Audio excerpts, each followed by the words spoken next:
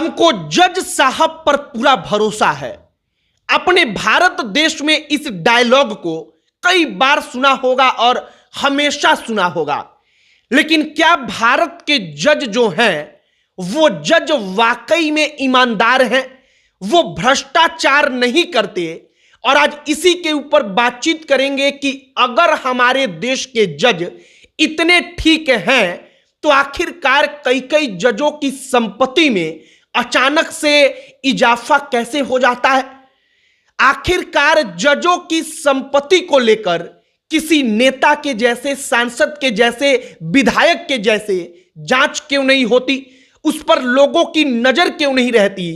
और क्या सरकार इन जजों को छूने से डरती है?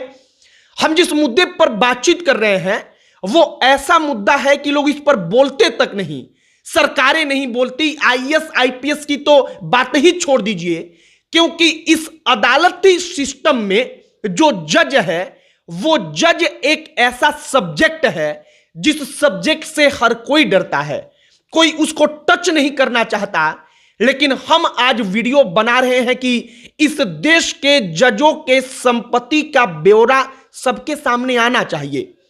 अगर कोई जज कम समय में नौकरी करके अगर अपने तनख्वाह से कई 100 गुना ज्यादा का संपत्ति कमा ले, बना ले, कई करोड़ की गाड़ी खरीद ले, तो जांच होनी चाहिए कि यह सब कुछ कैसे हुआ।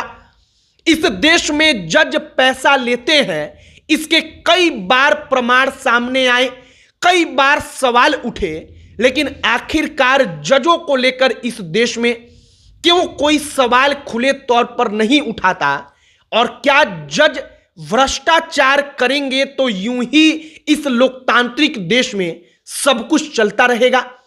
आगे बातचीत करेंगे, लेकिन उससे पहले आपको पटना हाई कोर्ट के जस्टिस राकेश कुमार की एक कहानी सुनाएंगे।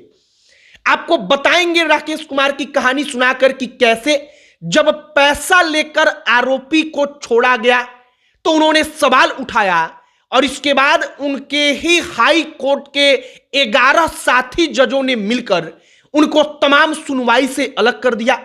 अब आगे बातचीत करने से पहले हमारा नमस्कार स्वीकार करिए। हमारा नाम मोहित कुमार सिंह है और आज का टॉपिक जजों के ऊपर एक ऐसा टॉपिक जिस पर कोई बोलना नहीं चाहता। सबसे पहले पटना हाई कोर्ट के जस्टिस राकेश कुमार की एक कहानी सुनिए। जस्टिस राकेश कुमार के बारे में द प्रिंट अपने आर्टिकल में कहता है कि उन्होंने निचली अदालत में और हाई कोर्ट में जो भ्रष्टाचार है इसको लेकर एक सुनवाई के दौरान सवाल उठाया। उन्होंने सवाल उठाया और सीबीआई से सिफारिश कर दी कि निचली अदालत में जो भ्रष्टाचार है उस पर जांच कीजिए।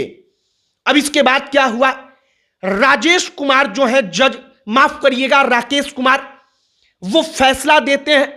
इसके बाद उनके ही पटना हाई कोर्ट के 11 साथी जज मिलकर उनके बेंच ने फैसला दिया कि जस्टिस राकेश कुमार को तमाम सुनवाई से अलग किया जाए।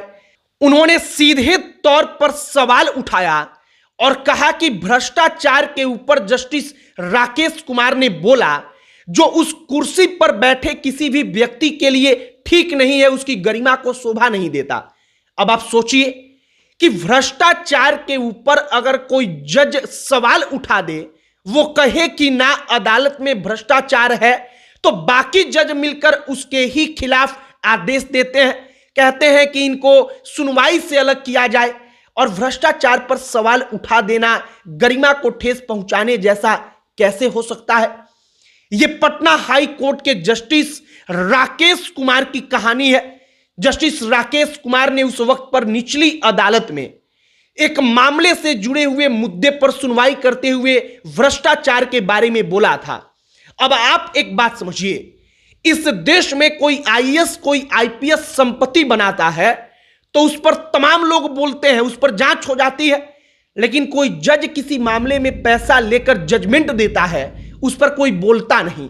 इतनी पारदर्शिता नहीं है कि लोग उसके बारे में जान पाएं, और इतनी पारदर्शिता नहीं कि मीडिया या इस देश का नेता या कोई आईएएस या आईपीएस या किसी के अंदर इतनी हिम्मत नहीं कि वो सवाल उठाए। क्यों?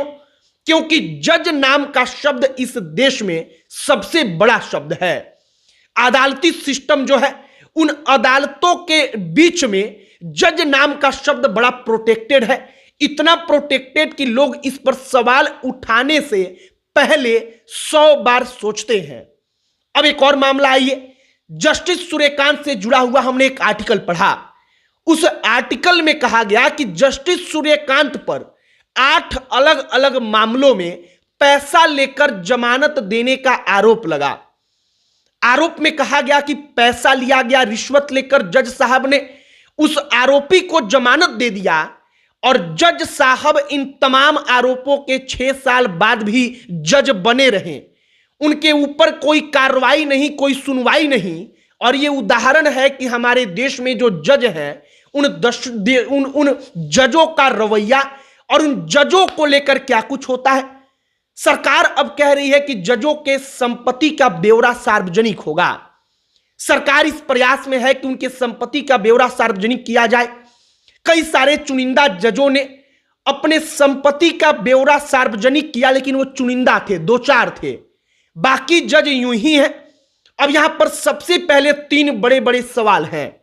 पहला सवाल कि अगर आईएएस और आईपीएस निगरानी विभाग के जांच एजेंसियों के रडार पर रहता है तो जज क्यों नहीं। दूसरा सवाल कि आईएएस आईपीएस रिश्वत लेता है तो जज कोई भगवान तो है नहीं कि रिश्वत नहीं लेगा, तो उस पर सवाल उठाने से परहेज क्यों। तीसरा सवाल कि जजों के संपत्ति में इजाफा होता है, उनके पास अचानक से करोड़ों की लग्जरी गाड़ियां आती हैं, लेकिन फिर भी इस पर कोई जांच टीम क्यों नहीं बैठती।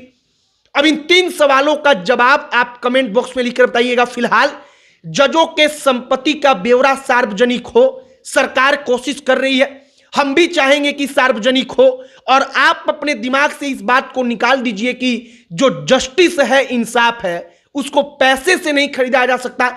क्योंकि अपने इसी भारत देश में कई मामले ऐसे सामने आए हैं, कई प्रमाण सामने आए हैं जहां पर जज को पैसा देकर खरीदा गया है। और इसीलिए जरूरी है कि जजों के संपत्ति का ब्यौरा लोगों के सामने आए, हर कोई जाने। दूसरी चीज, जज क्या कमा रहे हैं, कैसे कर रहे हैं, पूरा का पूरा जो सिस्टम है उसमें पारदर्शिता आए कि आम जनता उसको जान पाए, समझ पाए। फिलहाल ये एक ऐसा मुद्दा है जिस पर कोई सवाल नहीं उठाता, लोग डरते हैं। हमने इसके ऊपर वीडियो बनाया है कि सरकार जो कह रही है कि उनके संपत्ति का ब्यौरा सार्वजनिक होगा, तो सार्वजनिक होना चाहिए। और जजों के संपत्ति में उनके तनख्वाह की तुलना में इजाफा कितना हुआ है, इस पर जांच होनी चाहिए। आपकी क्या राय है, कमेंट बॉक्स में लिखकर बताइएगा। अब अंत में हमारा परिचय, हमारा नाम मोहित कुमार सिंह है। बहुत बहुत धन्यवाद।